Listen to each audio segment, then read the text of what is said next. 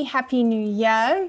I hope that your 2021, I nearly said 2020, can you believe it, has started off really, really well.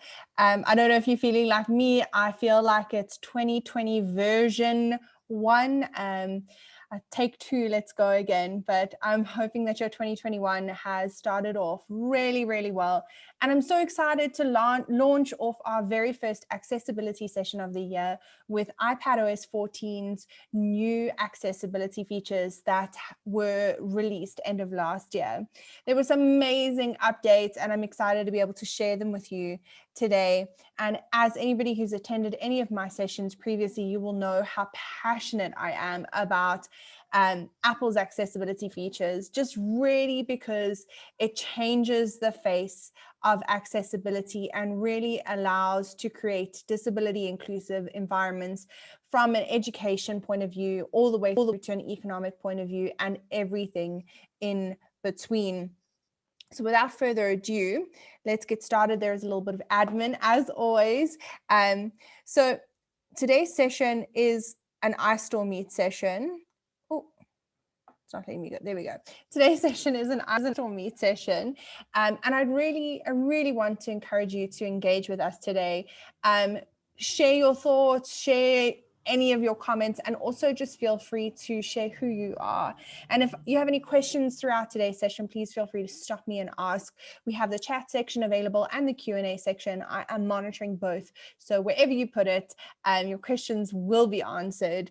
And also, if you are interested in becoming an iStore Meets host, well then email us istore.meets@istore.co.za. And we'd love to hear how you could present and what you could present on. I can see who's online today, and I can see some potential hosts that are on today. And we would love to collaborate with you and hear your ideas and your thoughts of what sessions you would like to present on.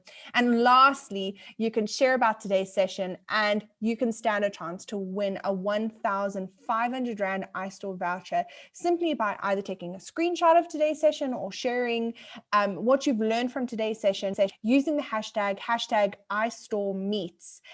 If you share and your post gets chosen, like I said, you could stand a chance to win an amazing voucher. And let's be honest, who couldn't use a 1,500 Rand iStore voucher to kick off 2021? I know I would if I could. So today's session also has closed captions available for anybody who would like to make use of them. Simply at the bottom of your Zoom screen, you will have a taskbar, and there will be a button labeled closed captions. Simply click on it and you will have access to the closed captions. They are automatically generated, so please just keep that in mind that they aren't 100% accurate. We are doing our best to make sure that the closed captions are as accurate as possible. And this is the solution we have come up with. Okay, so enough ad, and now all of that is out of the way, on to today's session. Hi, my name is Chelsea Williamson. I am the Inclusion and Accessibility Specialist at iSchool Africa and Think Ahead, and we partner with iStore as well. Today's session is a partnership between the 3 companies, and I'm really excited and honored to be the one presenting today's session to you. My email address is on the screen, so if you are one of those people who are too shy to pop your chats in the chat section or in the Q&A section, you're more than welcome to email me at any given time, and I will respond as soon as I can to any of your requests. You can also go ahead and follow us on social media to stay up to date with all of our upcoming events. So just a little bit of background on myself. I have quite an extensive background in the field of disabilities, mainly because at the age of 9, I was diagnosed with my own disabilities, and it kind of has been my driving force in doing what I do and being passionate about what I do. I later on went to get my degree in South African Sign Language, as well as a teaching diploma, and I have just begun my master's in disability rights. So I'm really excited to expand my knowledge and expand the world that we're living in, and just keep adding and growing to this field, because there is so much research and so much that is needed in this field, especially in South Africa. And those of you that work with children with disabilities, or have a disability yourself, or just need accessibility support, I know that you will agree with this statement. So I think to kick off today's session, we have to address a very important question. And it's a question that I get faced with almost on a daily basis. Why Apple? And again, I can see who's attending today. So I am basically preaching to the choir. Most of you are the converted already, but just so that you have a little bit of an understanding and a background into Apple and Apple's views on accessibility. Apple has always prioritized accessibility. And I know that statement might sound vague, or, well, really, how have they prioritized accessibility over the years? Well, the truth of the matter is, from the day that Apple was formulated, accessibility has always been a value. Before it was a buzzword, before we were talking about disability inclusion and equity and all of those fun terms, from the very beginning of Apple, accessibility has always been a value of it. In fact, the very first phone that was released with accessibility features was an iPhone.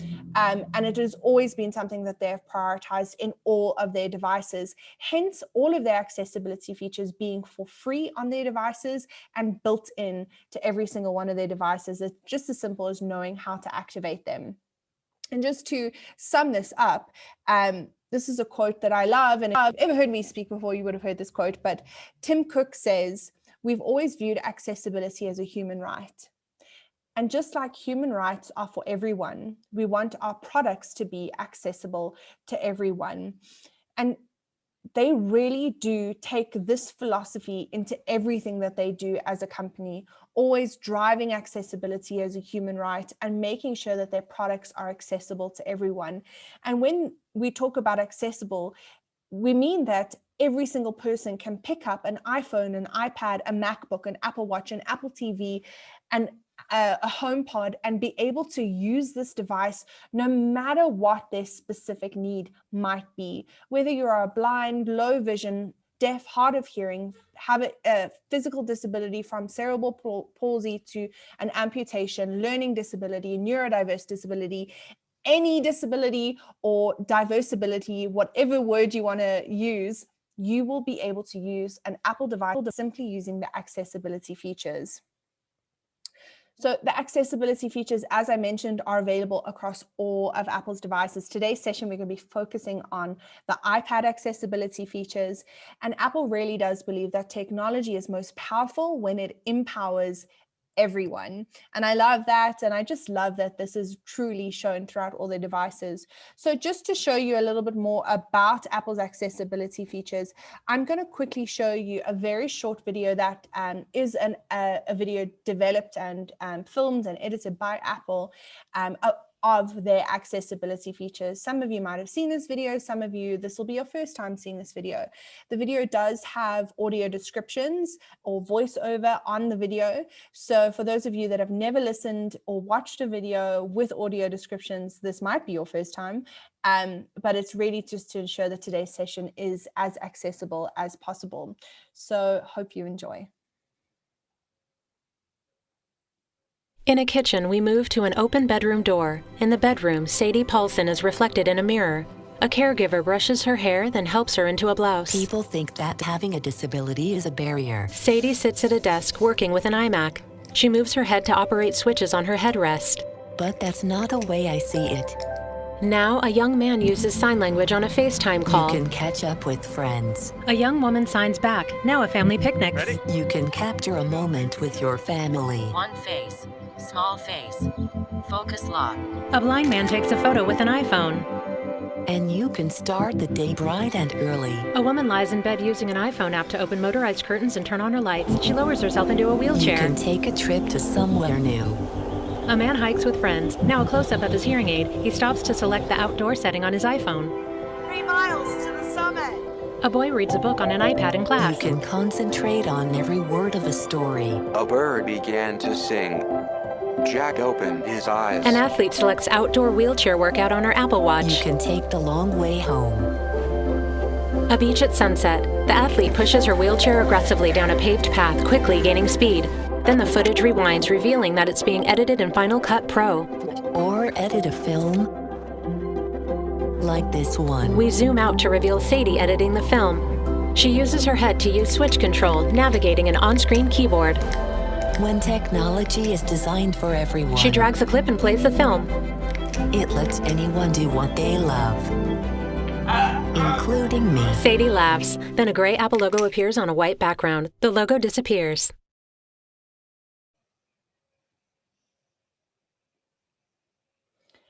I just love that video. I really think it encompasses Apple's accessibility features as a whole. And that video is quite old. It doesn't even have the new accessibility features that I'm going to be talking about today. But it's so exciting that accessibility is constantly being developed and improved upon. And that video was edited by the lady in the video, Sadie, who is one of Apple's employees and one of their full-time employed video editors.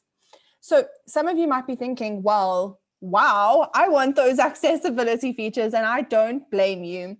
If you've never used your accessibility features before, it's really, really, really simple to find. Like I said, today's session is focusing on the iPad. So in your iPad, and the setting is the same on your iPhone. It is a little bit different on your MacBook and your Apple TV, but if you need any support with your other devices, please feel free to contact me. I'm stumbling over my words today, but please feel free to contact me if you need support with your other devices. But on your iPad, simply open up your settings menu. Yes, your normal standard settings menu, and scroll down to accessibility. It's a little blue icon with a man, as you can see on the screen. And once you do that, you will see it's broken down into 4 sections: vision, physical, motor, hearing, and general. And this is where all of your accessibility features will be found. And they range from screen readers to Zoom, Magnifier, hearing aid support, voice control, really switch control. I mean, the amount of accessibility features that there are available on your devices is uncanny, to be frank. So today's session, I'm just going to be covering the new features that were released end of last year and any updates that came from that. In fact, I'm not even going to be covering all of them because there isn't enough time.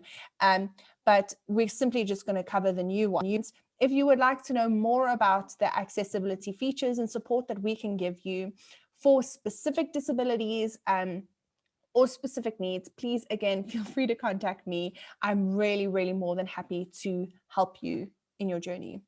So the first iPadOS accessibility feature that was launched end of last year, possibly one of my favorite new accessibility features, but just because I have a background working in the deaf community. I was a teacher at a deaf school for quite a number of years, and then I was a sign language interpreter for a while.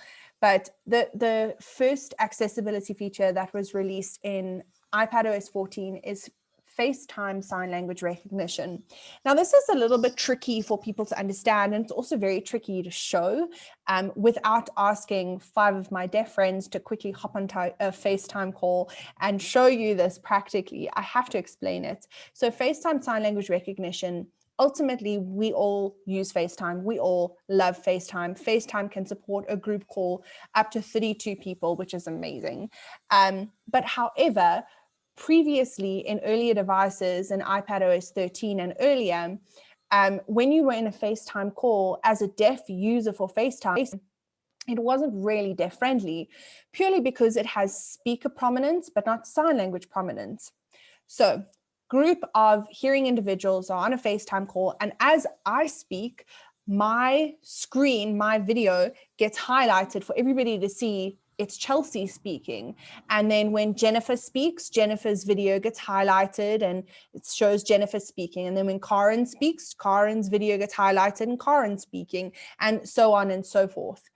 However, with iPadOS 14 and iOS 14, FaceTime now recognizes sign language users. So a group of 5 deaf users hop onto a call and me communicating in sign language, it will recognize I am the speaker and it will highlight my video. The next person communicating in sign language starts signing and their video will be highlighted, and so on and so forth. Now, this might seem very simple, but it is so amazing to see how sign language is being highlighted and recognized and given the recognition that it needs and deserves.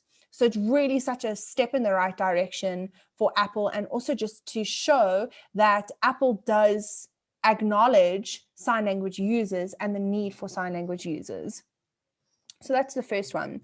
The second one is sound recognition. Now, this is going to be really funny to try and show you. I'm going to explain it first, and then I'm going to switch and share the screen directly from my iPad so that you can see what's happening, as how to set it up and see how it will work once it's set up. So sound recognition, ultimately, for a deaf or hard of hearing individual to work independently, they have to rely on assistive devices that do this feature, which is sound recognition.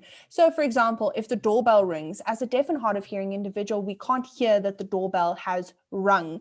So our devices now will pop up with a notification, and it works seamlessly on an iPhone, iPad, and Apple Watch, which is really great. You get a notification saying your doorbell has rung, or someone is knocked on the door, or there is a baby crying, or a dog barking, or fire alarm.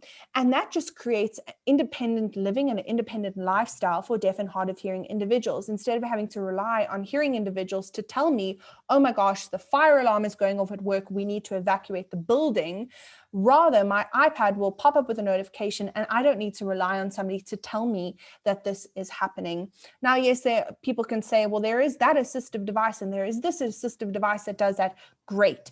But all of these assistive features, having them available in one place on one device, really just limits the costs and make life so much more accessible. Having 10 assistive devices in one device, truly making the iPad the most assistive device on market. So I'm going to show you simply how to set this up and how this is going to work. So I'm going to stop sharing here. And now you have my face as, as the full screen. Let me just switch on over to my iPad. Okay. Share. Okay, there we go. So now you will be able to see my iPad screen. Just a quick word of warning, I can no longer see my chat screen, so I will come back and check the chat section for questions, but you are a very quiet bunch. There's quite a big group of people on, but no one is talking. Never know if that's a good thing or a bad thing, but I'm hoping it's a good thing. So let me show you how to set up sound recognition. We're going to head on over to your settings menu, like I explained. You're going to scroll down to accessibility. The blue icon with the man, click on accessibility. And you're going to have those 4 sections that I explained: vision, physical, motor, hearing. Now, this is a hearing accessibility feature, so it will be under the hearing section. And it is the second menu item under the hearing section, sound recognition. You can see mine's already turned on, but if you have never turned this on before, you'll simply turn it on and it will download, and the sounds menu item will appear. So you click on sounds, and then you activate which sounds you would like your device to recognize for you.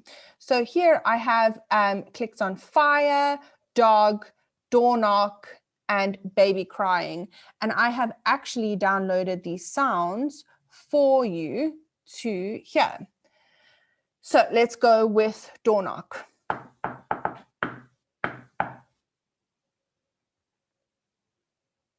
And there you go. At the top of my iPad, I'm going to hold this down for you to see. A sound has been recognized that may be a door knock. And that's really simply how it works. I'm not going to go into all the other sounds. And I have sat and I have fiddled with this, and I have played around with it. It's really funny. I tried this with my 2-year-old and I forgot that it was on. And my 2-year-old had a little meltdown, you know, terrible twos. And next thing, my iPad was telling me that there was a baby crying. And I was like, well, thanks for that. I didn't already feel bad enough as it was, but it's just amazing to see how your devices really listen and are able to to speak to you and give you that independence that you need. So I'm just going to I need to quickly turn this over. You can see I was using my sidecar there. Don't look at my calendar. It is very scary. And then, there we go. I just realized.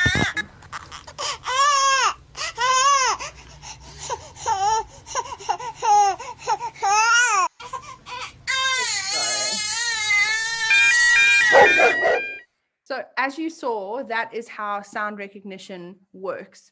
So as a sound gets recognized, your device will send you a notification letting you know that that sound has been recognized close by, and what you can then follow on and do what you would like to do about that. So the next accessibility feature that was released with iPadOS14 is headphones accommodations. So again, we're going to head on over to settings, and we're going to go to accessibility, and we're going to scroll down again to the hearing section. And you're going to see here, it says hearing devices, sound recognition, audio and visual, subtitles and captioning. We're going to go to audio visual for this one.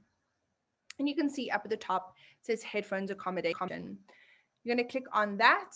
And now I'm going to turn this off so that you can see. Again, there's no menu. And then when you turn it on, the menu appears.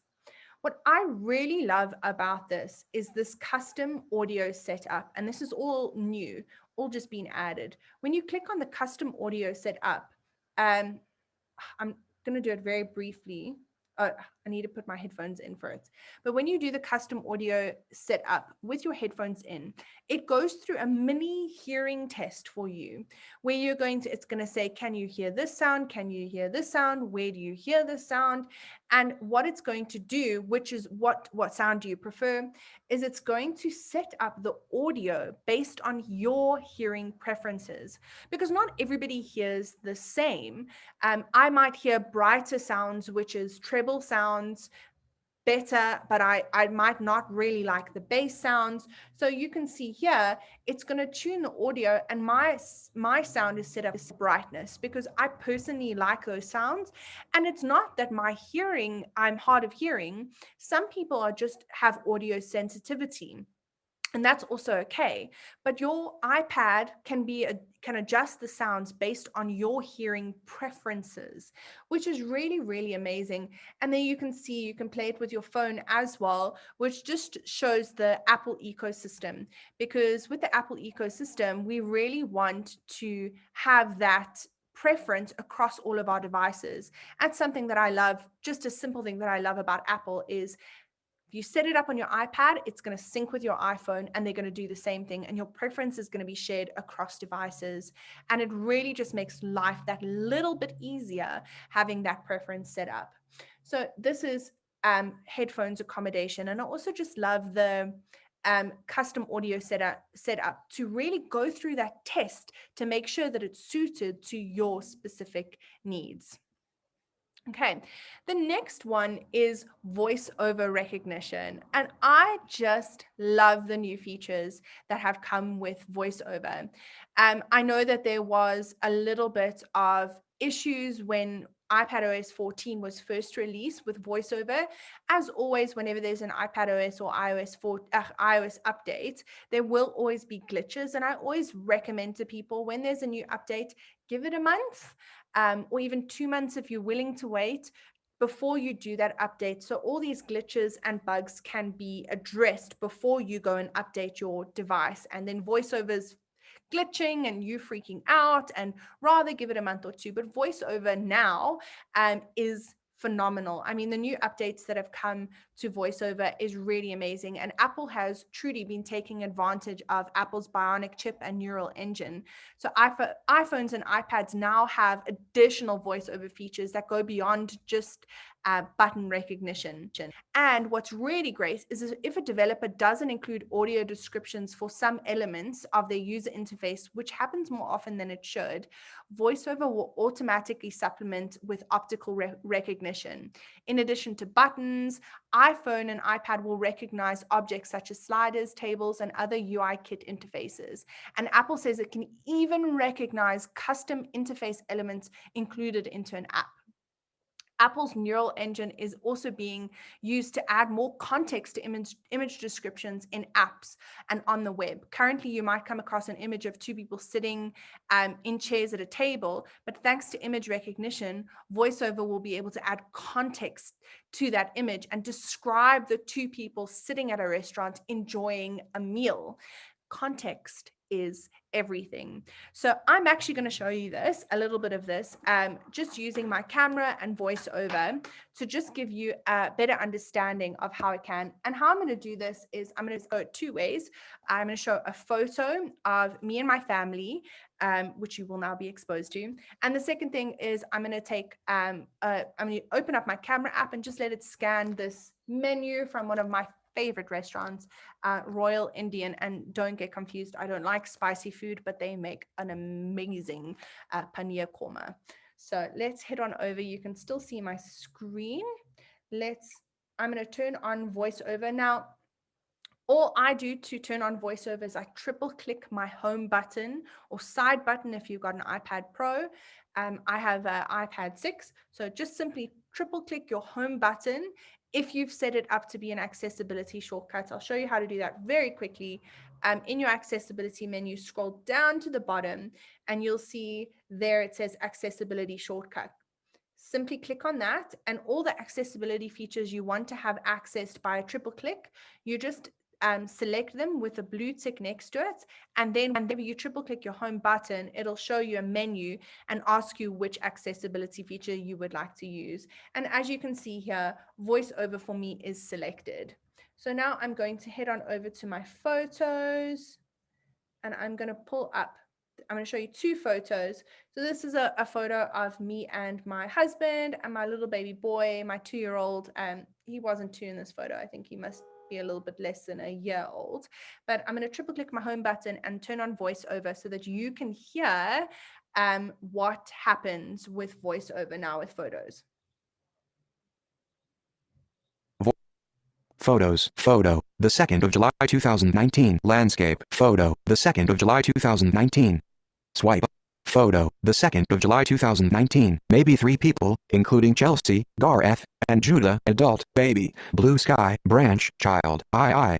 Swipe up or down to select a custom action, then double tap alert. Selected. VoiceOver off.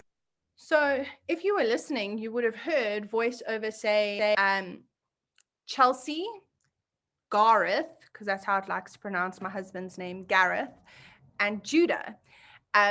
Because of the user interface and Apple's facial recognition, it has recognized that it is my face, my husband's face, and my son's face, and even tells me the names of the people. It tells me that there are branches in the photo and that there's a blue sky.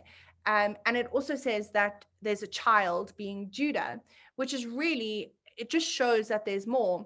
But anyways, so that's VoiceOver's updates. And I just love that they are constantly improving. VoiceOver is the oldest accessibility feature for Apple. But just because it's been around for forever doesn't mean that they can't improve on it. And I love that Apple is constantly improving on it. And that is what they've done with iPadOS and iOS 14. They've really just improved on such an amazing existing feature. So the next iPadOS 14 features that they've released is way more vision enabling updates, and the one being Magnifier. Magnifier is something that I have learned to love. I've always loved it, but I've learned to love it even more over the past year, purely because I'm starting to interact with individuals that are using Magnifier more and more and in more and unique ways. And just to kind of give you an understanding, and I'll show you Magnifier just now, but the one client that I was meeting with had lost his vision 2 years before he came to see me, and just bought an iPad and had spent thousands of rand on magnifiers and all these different assistive devices to help him. And when he came in with his, he had an iPhone. When he came in with his iPhone, just wanting to get some support for accessibility, and I showed him VoiceOver and Zoom and all these other things, and I ended up showing him Magnifier. he sat in the session, and I never thought of this. I was showing him how to read documents and menus and books and all these fun things. And he picked up his device and he looked at his wife. And he turned to me and he said he hadn't been able to see his wife's face in 2 years. And just from having his iPhone, he was able to see his wife's face. And another person who's actually on the call, who's on this webinar today, she said to me, she looks at life through her device instead of looking at it. And Magnifier gives you those tools to be able to look at life through your device. And I'm going to show you and explain that to you now. So Magnifier is one of those, not much can go wrong with it, touch wood. So here's hoping. So I've got a couple of things in front of me. I've got a book that I'm reading, Steve Biko. If you are interested in racial inclusion, Steve Biko is a great book to read. And I've also got a menu. I've got Barack Obama's book, and I've got my weekly planner here. So what I'm going to do, I'm going to show you Steve Biko's book. Again, triple click your home button, or as you can see on my screen with iPadOS14, they've actually added Magnifier as an app. So you no longer have to triple click your home button or go to accessibility and activate it. They've added it as an app. And then simply to activate it, you can either open the app or triple click your home button. So I'm going to just click on Magnifier here. And I can zoom in on the title. Now, you can use this for crosswords, for writing, for one of the ladies, Jennifer, you can use this for crosswords, for gardening, for knitting, for sewing, and just be able to zoom in and out as far as you need to, simply using the slider. So what I'm going to do here is I'm going to take a photo of this, just so I can show you some more of the support here. So I've taken a photo, and once I've taken a photo, I can zoom in as close as I need to, zoom out, and then I can also play with some of the additional features. So you can see here, now this interface looks so different to the way it did before iPadOS14. So the first one is you're going to click on the sun button, and the sun button is going to adjust the exposure. You can, exposure, the brightness. So you can adjust it, make it super bright, or adjust it and make it really low. You can adjust the contrast. I like having high contrast, low brightness, but that's my personal preference. Sorry, high brightness, high contrast. And you can sit and fiddle with that. You can even go as far as to adjust the filters. Now this is completely new. So you can make it red. This is a lot of people's preference, is the black on yellow. I find it quite straining for my eyes, but it's completely up to you. Whatever your preference is, you can sit and fiddle with the features, which really just adds that element of accessibility to it. You can click on the gear menu, and you can see those are the additional controls that I would like. You can adjust the different types of filters you would prefer, and it just makes it a whole lot more customizable. You can also, if you want to, take multiple photos of multiple pages. Here we go. So I'm going to take another photo of this page. And this is, again, new. Whereas before, you weren't able to take multiple photos of multiple frames. And you can see I'm just taking. And then I can view all of the pages, zoom in, and read them at a zoomed in level. And then you can even, once you've taken these photos, you can go and click on the share icon up at the top, and you can add it to your photos if you want to go back and have a look at them at a later stage, which is just really, really great to add that additional accessibility support. Okay, so that is just an overview of the new accessibility features. I see Jennifer, are you seeing screen sharing? Please let me know if you didn't see the screen sharing. But then also multi-freeze frames is so helpful. I agree with you. The multi-freeze frames is, before when it was iPadOS 13, you had to take a photo of the one, then end, take a photo of the second one, then end. But now being able to take multiple photos of multiple pages and save them as is, it's a game changer. And again, like I said, you can use it for so many different things. reading a menu, reading a book. I've shown my mom how to do this because she started losing her vision, just old age. And she sits at restaurants and she can't read the menus. I mean, she holds them 100 miles away to try and read them. And I've said to her, well, let me show you how to use your phone so you don't look like that lady sitting at a restaurant holding the menu 100 miles away. Just open up your phone and then I'll show you how to use this feature. And it's really just helped her, and it's helped so many other individuals that have either got vision loss, whether it's due to age or due to a degenerative disease, or maybe born with that. So Tina, I see you can't see the screen being shared, only the home screen. I'm done using Magnifier. Please let me know if you didn't see that. If you didn't see the Magnifier, what I can do is after the session, I will send videos on how to use Magnifier, just to make sure that everybody gets the most out of the session. And I'll send you a follow-up video after today's session so that you can go back and at a later stage just go over the accessibility features that I've shown today. I see there's another chat that popped up. That would be great. Thank you. Okay, great. Tina, everybody on the session, I will send a follow-up email to everybody that's here today to make sure that you can go through and have a play through the accessibility features whenever you would like. There are some really amazing accessibility features that are available out there. It's really just up to you to go sit and play with them. And if you're struggling with an accessibility feature, please feel free to just get in touch with me, and I will help you through the process. So before, that is all the accessibility features, but before I close, first of all, you can join our Couch to Class Facebook group where we update our upcoming events and offers. But what I'd really like to share with you is, maybe you've joined today's session and you don't have an iPad, and you're hearing these accessibility features and you really want to be able to use them, but you don't have an iPad. We run really amazing specials for teachers and for parents. You can simply scan the QR code that's on the screen, or I'll send it in the follow-up email as well, for you to just go and have a look at these bundles that we're offering for parents and teachers. Really, really great, and making the iPad affordable in bundle packages. And also for schools and educational institutions, we are selling the iPad 8th generation, which is the latest iPad, 10.2 inch. It's bigger than my iPad. My iPad's iPad 6, and it's a 9.7 inch. So it's a nice big screen, 10.2 inch. And they're going from 5,799.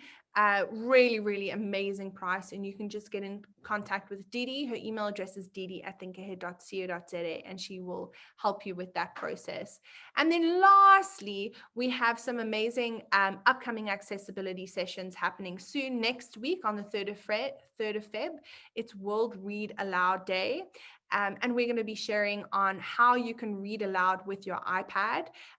There's a lot of people that are advertising World Read Aloud Day, and they're saying, put down your screen and read. And I'm like, but what about those people that can't read from a conventional book?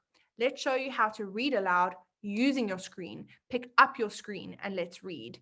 And the second session is on the 18th of February. February is Low Vision Awareness Month, and we will be celebrating it on Thursday, the 18th of Feb. We have an amazing guest who's going to be co-presenting with us. So it's really going to be one you don't want to miss. And we're going to be exploring how, if you have low vision, how you can effectively use your iPad to just get the most out of your device. And we also have some other series coming up, new to iPad, Apple Teacher series, school device management, tech series, coding series, and all of these series are available on istore.co.za/meets, istore.co.za/meets. So go and have a look at all of our upcoming sessions, and we would love to have you attending as possible. And that's all from me today.